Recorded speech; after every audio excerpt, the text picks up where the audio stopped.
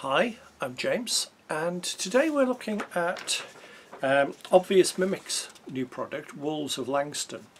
Now, open disclaimer, they sent it to me free of charge as a review copy, but with no expectation as to what I'd say. They haven't had any input on this. They'll be seeing it probably the first time that some of you do, so they don't know what I'm going to say either.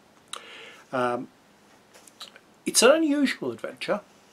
It's solo, and it is designed for one player, no DM. If those of you remember the old choose your own adventure game books or the fighting fantasy game books, think very much like that. 400 entries, and while some of them are quite frequently branching, they do tend to come back together fairly quickly. It's a fairly linear adventure, but given the scenario, that is not a problem. It's set over a grand total of 6 days.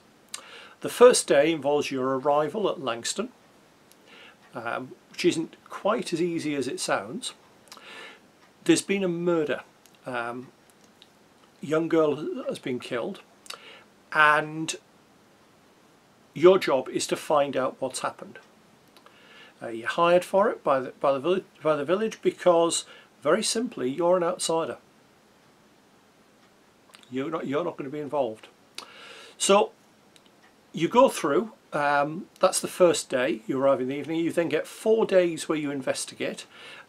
It's set in which order you do it. There are 4 specific people that you need to go and see. So there is a fair bit to do at each one, and there are some clues. Some of the clues are very clever. They don't mean anything until you find something else later on. It's a very good in-depth murder mystery.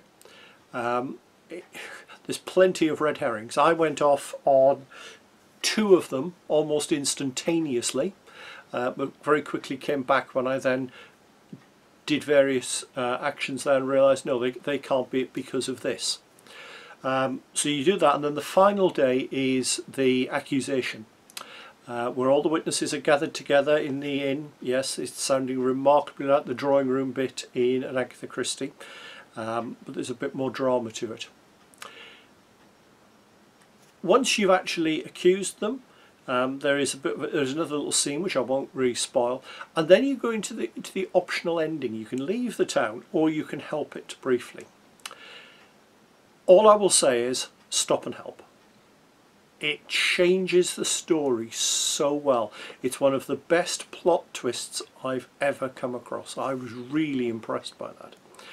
So it's a nice adventure. It's designed for first level or second level characters. I've run 2 characters through it. It took me about an hour on the second one, and probably about an hour and a half on the first one. I wasn't rushing the first one. I was doing it very slowly. I was almost treating it like Sherlock Holmes consulting detective. I was making notes. I mean, any more, I'd have had to take the stuff down off the wall and put post-it notes and string all over it. It does suffer in that the replayability isn't as good, and that I felt was fairly obvious on the second playthrough. But as a one-off, absolutely brilliant. It gives you a town which you can make as a base. There are some brilliant NPCs. I think some of the NPCs and the villain are going to go on into my campaigns. That they are really, really nice. The artwork, we've seen the nice little picture on the cover. Apologies for the slightly off printer paper around with white paper. You can see the sort of artwork. I'll close in a bit there. There's nice artwork. There's a few new magical items in there, some nicely thought out ones. I was quite impressed by some of them. There's a few new creatures. Nothing that is radically new and needs anything drastic doing. There were little things that I liked with it. There were usually variants of creatures. The Sturge variant is very nice. I think that's a nice one. So we've got a very nice pack. You can also download a map pack. He says, trying to remember where he put the printout from the map pack. There it is.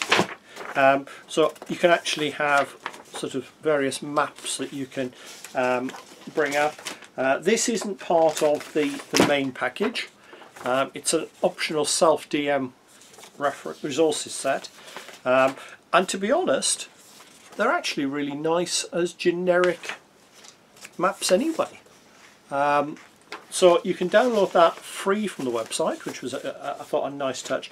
There is one where you can actually run it as a DM'd adventure for a party.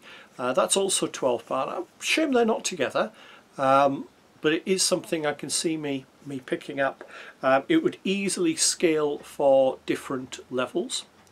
That would be a fairly easy job to do. So quite nice. Whether you feel that the one-off sort of nature of it is a bit off-putting, I leave up to you. I'm very glad I got it. I think it's nicely done. Oh, and there's even a music pack. There's a 6-minute track, background ambient music, and there's also a battle bit of music in there, and again that's another free download. So well worth a look on Obvious Mimic's website. That I was really impressed by those little bits of add-on. That's a really nice thought. Overall, I'd rate it highly. Like I said, it comes down to whether you think you can justify it for a one-off sort of use. It's probably a bit less replayable than a lot of solo scenarios, simply because once you know the murderer, it's a bit hard to sort of get around it. I'd like to see a variant where what actually happened was you got different options, perhaps depending on what you find, some random sort of roles within it. You find this clue, and then when you get to the end, that affects it.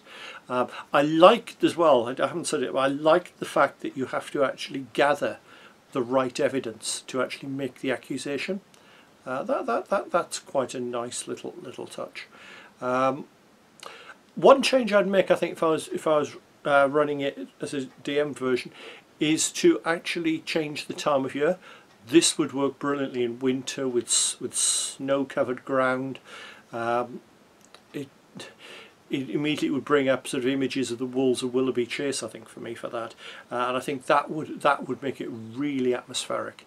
So yeah, I'm probably going to pick up the GM version, and that will be a little change I'll make to it. But I'm going to keep an eye on Obvious Mimic and their products, because this I think was a real nice item, and I thoroughly enjoyed it. Hopefully you've enjoyed the video. If you have, please click on the like button below so that I know what people like and I know what to make more of. Alternatively, if you've enjoyed it and think you'd like to see more, please click on the subscribe button. That way you get notified by YouTube whenever I bring out a new video, and you never know, there might be something in there that you hadn't considered, because I do cover a variety of things on the channel. And finally, if you have a little bit of cash going, I now have a Patreon account. I'm always looking for patrons, because at the end of the day, let's be perfectly honest, it's a good way for me to get a little bit of money that will use to buy review items or to travel to museums and so on. I don't put a huge amount on that. At the minute, all we've got is one tier charging £1 a month, which just, as I say, helps cover my costs. See you soon.